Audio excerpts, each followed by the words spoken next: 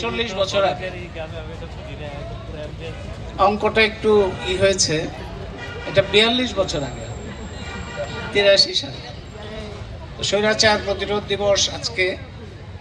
এই দিনেই এখানে বড় মিছিল হয়েছিল। তারপরে আমাদের লড়াই তো বহুদিন চলছে, এই লড়াই চলবে বৈষম্যহীন বাংলাদেশ প্রতিষ্ঠার জন্য। শ্রেণী, জাতি, লিঙ্গ, ধর্ম সব ধরনের বৈষম্যের বিরুদ্ধে লড়াই অব্যাহত রাখতে হবে। আমাদের বৈচিত্র্য রক্ষা করতে হবে, সব ধরনের বৈচিত্র্য। ঋতু বৈচিত্র্য আমাদের দেখায় যে বাংলাদেশ কত বৈচিত্র্যময়। মানুষের মধ্যেও যে বৈচিত্র্য আছে সেটাকে রক্ষা করতে হবে এবং বৈষম্যের বিরুদ্ধে আমাদের খুব দৃঢ় থাকতে হবে।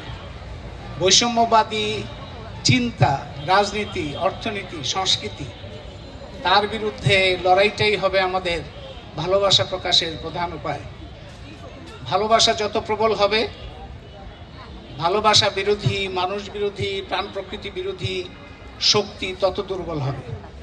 ভালোবাসাই, প্রবল ভালোবাসাই এই সমাজকে শোষণ, নিপীড়ন, বৈষম্য থেকে মুক্ত করতে পারে। সেই ভালোবাসার বিস্তার ঘটুক।